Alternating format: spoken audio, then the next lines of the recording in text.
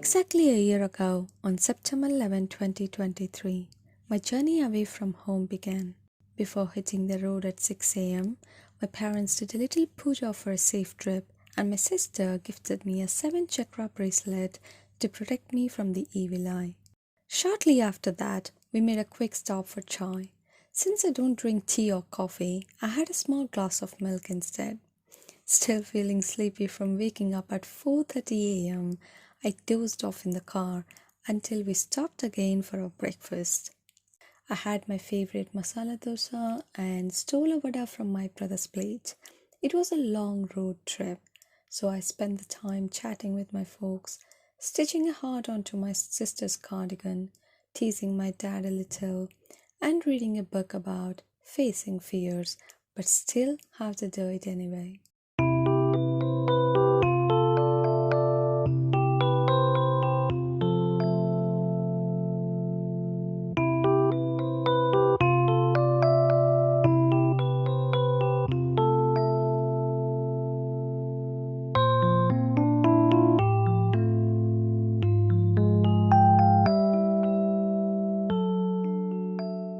After about 7 hours, we finally reached Hyderabad. Before driving into the city, we stopped at a restaurant as it was lunchtime already. I had my last dum biryani and chili paneer. It was delicious and a perfect farewell to my favorite food. Then we headed straight to the airport, and getting my luggage out was a bit of a struggle as it was too heavy. But after spending some quality time with my family, I walked inside, and I can't even describe how my heart sank. Saying goodbyes was harder than I really expected.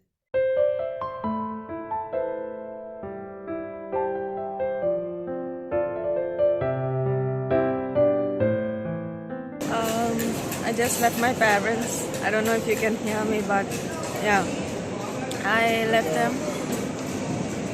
I got really emotional. Like, this is the very saddest and anxious part of this journey, to say goodbye to them. Surprisingly, my brother also cried, which he never does. Even if we fight, he doesn't cry, but today he did. It made me more teary and emotional. Um, yeah, and with the procedures here, they are not allowed after some point, and so having to say goodbye hours before I fly, just I don't know. I need to be brave to reassure them that I can make it there, okay, alone.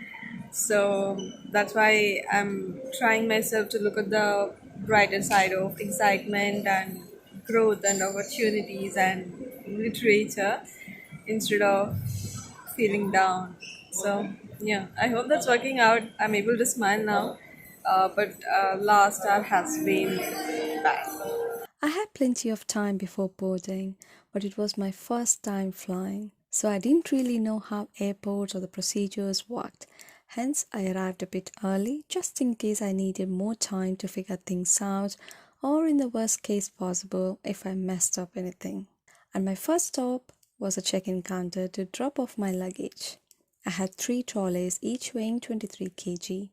One was a bit over the limit, but they had kindly let it slide, which was such a relief. With that huge weight off my shoulders, I met up with my friend and we headed to the lounge for dinner, for which we paid only 1 rupee with a credit card offer. The lounge had an unlimited buffet, so I grabbed some roti, bit of rice with curry, salad, and of course I had to try a few sweets. After this dinner, it was time to board the plane, and I couldn't help but feel like I was living in a dream, flying for the first time ever. The excitement was real, and I was giggling the whole way through. Just before stepping on the plane, I got a quick hello from the pilot who was in action, which was pretty cool. And as if things couldn't get more exciting, I ran into Rana Dagapati and had a brief chat before finding my seat. When the plane finally took off, I was both scared and amazed. Seeing the tiny lights below made me marvel at how beautiful the world looks from up here, and the fact that humans can fly like a bird. Dinner on board was a small box of dokla, nothing fancy, but the view absolutely breathtaking.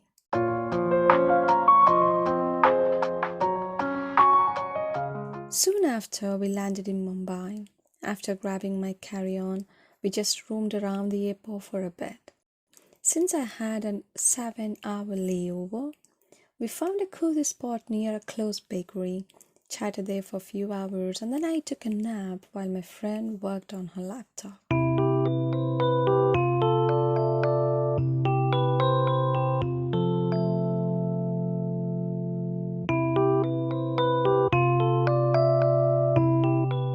It's just 6 in the morning. It's been so long that I have brushed at 6 a.m. But I've done it. They opened the boarding for my flight, and so I'm rushing back. Boarding in Mumbai was scheduled for 6:30 a.m. and I had heard from so many people that watching the sun rise above the clouds, especially from a plane, is a phenomenal experience. And so naturally I was really excited to witness it for myself. As I take you along on this long journey from my home to London, I wanted to give you a glimpse into what it's like for a student traveling abroad alone and the travel it takes to reach there. Now, before you comment on how long this tedious journey was, let me explain. I'd already spent so much money during the application process, so I wanted to save a little bit on my flight ticket. This long journey with 2 layovers was my lucky find. It not only saved me money but also gave me extra time to adjust, explore the airports, and get comfortable with the whole travel process at my own pace. And guess what? My one-way ticket from Hyderabad to London was only 35,000, which I think is a pretty good deal. As I sat by the window, completely glued to the view of fluffy clouds, they served breakfast. I really enjoyed their idli with sambar, which was surprisingly good. Although the portion was small, I made up for it with a buttered bun and some upma that came on the side. Now back to the question about the flight ticket. Is it worth it to travel for 2 days straight? In my case, yes. Because my main goal was to save as much as possible during this process, even if it was just 10,000 rupees. Also, book your tickets in advance because it would come cheaper. And if at all you're in a rush or traveling on time crunch, this wouldn't be ideal at all. But since I had plenty of time before my university started, I was more than happy to take this option. It gave me the chance to save money and also familiarize myself with airport procedures and meet some friends on the way. Soon enough, we landed in New Delhi, where I met up with a new friend again. The layover in Delhi was about 6.5 hours. After spending some time catching up with my friend, I decided to find my boarding gate since the airport was massive and I was starting to feel a bit anxious. Luckily, I headed there early because one of my check bags had lost its tag and is standing alone. They called me to confirm the baggage, and after that little scare, I was able to board the plane around 3 p.m. While I had enjoyed the excitement of my previous 2 short flights, knowing that I was leaving the country at this airport hit me hard. Anxiety, nostalgia, and sadness began to sink in. I stayed quiet for as long as I could until I made a new friend in the seat next to me. It was a really long flight, but I didn't watch a single movie. Instead, I spent most of my time talking to another international student who was heading to Leeds University. After chatting for hours, I read a bit, took a short nap, and kept checking how much longer we had until landing. In addition, the views outside were breathtaking. The clouds had become so familiar by now, but the sight of mountains, red terrain landscapes, and the sea below still left me in awe. For dinner, I had vegetable pulao with aloo curry, seasoned chickpeas, and a little dessert. I saved the bun and butter for later since I don't eat those often. And also, I tried some of their juices, and their orange juice is really good.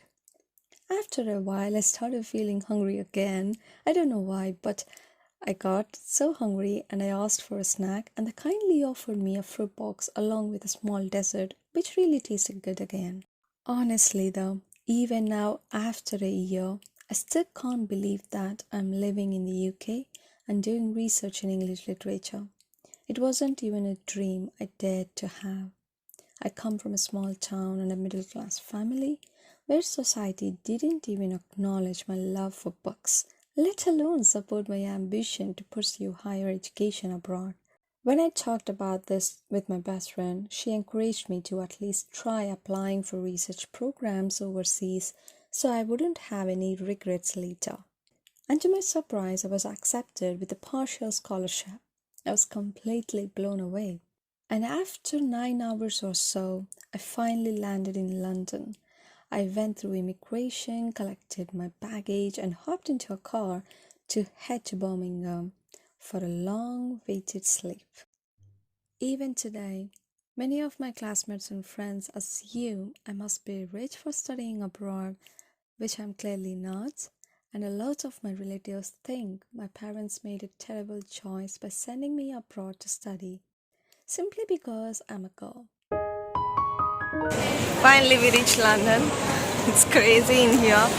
As I showed, I'm too tired with 2 days of travel, and waiting for the luggage to get it onto the trolley was really hectic.